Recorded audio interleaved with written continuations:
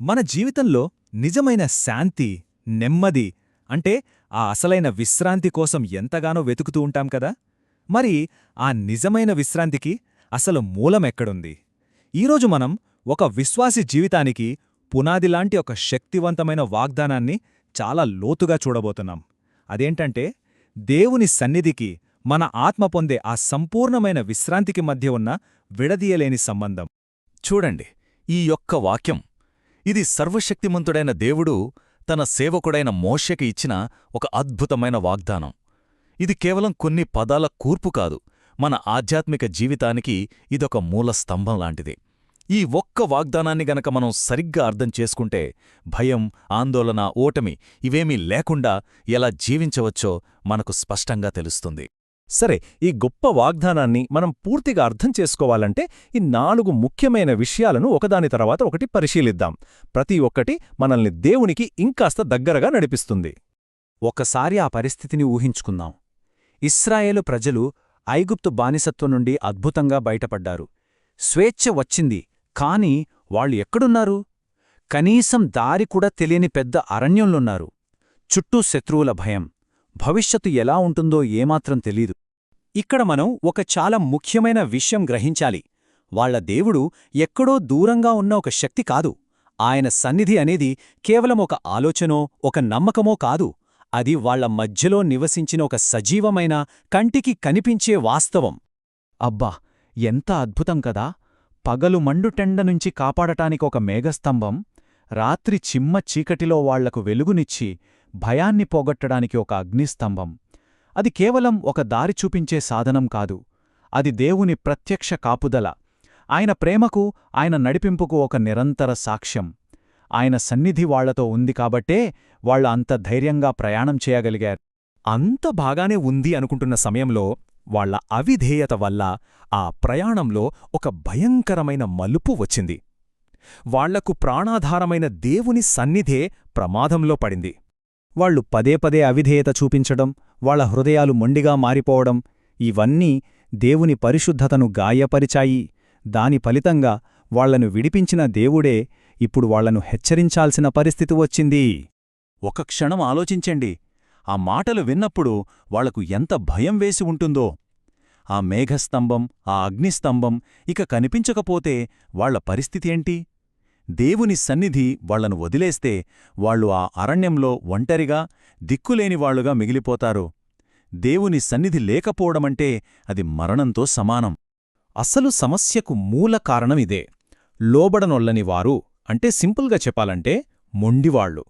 దేవుని ప్రేమతో కూడిన నడిపింపును వద్దనుకని మా ఇష్టమొచ్చినట్టు నడుస్తాం అని పట్టుబట్టేవాళ్లు. వాళ్ల ఈ ముండితనమే వాళ్లను దేవుని సన్నిధికి దూరం చేసింది. ఈ 2 జీవితాల మధ్య ఎంత తేడా ఉందో చూడండి. దేవుని సన్నిధి ఉన్నప్పుడు వాళ్లకు దైవిక నడిపింపు, శత్రువులపై విజయం, మాటల్లో చెప్పలేని శాంతి, విశ్రాంతి ఉన్నాయి. కాని ఆయన సన్నిధి లేకపోతే వాళ్ల జీవితం మొత్తం భయం, గందరగోళం, ఓటమి, నిరంతరం పోరాటంతో నిండిపోతుంది. అందుకే మోషే అంతగా బ్రతిమలాడాడు, దేవా, నీ సన్నిధి మాతో రాకపోతే మమ్మనిక్కడ్నుండి తీసుకువెళ్లవద్దు అని. మరి మానవజాతిలో ఉన్న ఈ అవిధేయత అనే సమస్యకి, దేవుని సన్నిధి నుండి మనల్ని దూరం చేసే ఈ పాపానికి పరిష్కారమేంటి? కృపగల దేవుడు యేసుక్రీస్తు ద్వారా ఒక కొత్త జీవముగల మార్గాన్ని మనకోసం సిద్ధపరిచాడు. ఈ అవిధేయత అనే సమస్య ఇశ్రాయేలీయులతో మొదలవ్వలేదు. దీని మూలాలు ఇంకా వెనక్కి ఏదెను తోట వరకు వెళ్తాయి. మొట్టమొదటి మనిషి ఆదాము దేవుని ఆజ్ఞను మీరినప్పుడే ఇదంతా మొదలైంది. ఆ ఒక్క అవిధేయత మొత్తం మానవజాతిని పాపములోకి, మరణములోకి లాగింది. ఆదాము అవిధేయత వల్ల మరణం వచ్చింది. అది దేవునికి, మనిషికి మధ్య ఒక పెద్ద అగాధాన్ని సృష్టించింది.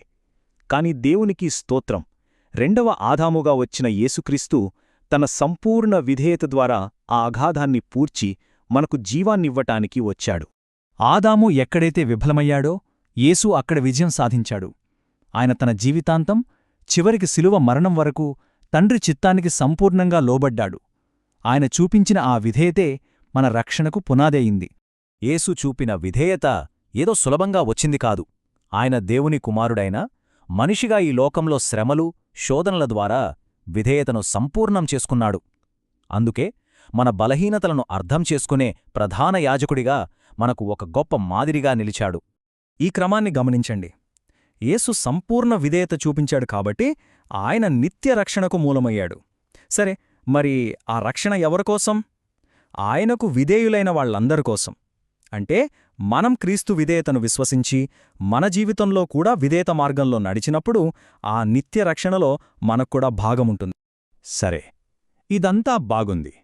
ఈ గొప్ప బైబిల్ సత్యాలను ఇప్పుడు మన స్వంత జీవితాలకు ఎలా అన్వయించుకోవాలో చూద్దాం. ఎందుకంటే ఈ వాగ్దానం కేవలం ఇజ్రాయేలీలకు మాత్రమే కాదు, ఈరోజు క్రీస్తులో ఉన్న మనందరి కోసం కూడా. మన ముందు రెండు దారులు స్పష్టంగా ఉన్నాయి. ఒకటి ఆదాము మార్గం. ఇది అవిధేయతతో మొదలయి దేవుని సన్నిధికి దూరం చేసి చివరికి నిత్య శిక్షకు దారితీస్తుంది. రెండవది క్రీస్తు మార్గం. ఇది విధేయతతో మొదలయ్యి దేవుని సన్నిధిని అనుభవిస్తూ నిత్య రక్షణకు, నిత్య విశ్రాంతికి నడిపిస్తుంది. మరి మనం ప్రతిరోజు ఏ మార్గాన్నెంచుకుంటున్నాం? విధేయత అంటే ఏదో పెద్ద పదం కాదు. అది మన రోజువారీ జీవితంలో తీసుకునే చిన్న చిన్న నిర్ణయాలలో కనిపిస్తుంది. దేవుని వాక్యం ఏం చెబుతుందో దానికి లోబడుతున్నామా? దేవుడు మనపై ఉంచిన అధికారులకు, అంటే మన తల్లిదండ్రులకు, ఆత్మీయ నాయకులకు విధేయత చూపిస్తున్నామా? ఇలాంటి ఆచరణలో పెట్టే విధేయతే దేవుని సన్నిధికి తలుపులు తెరుస్తుంది.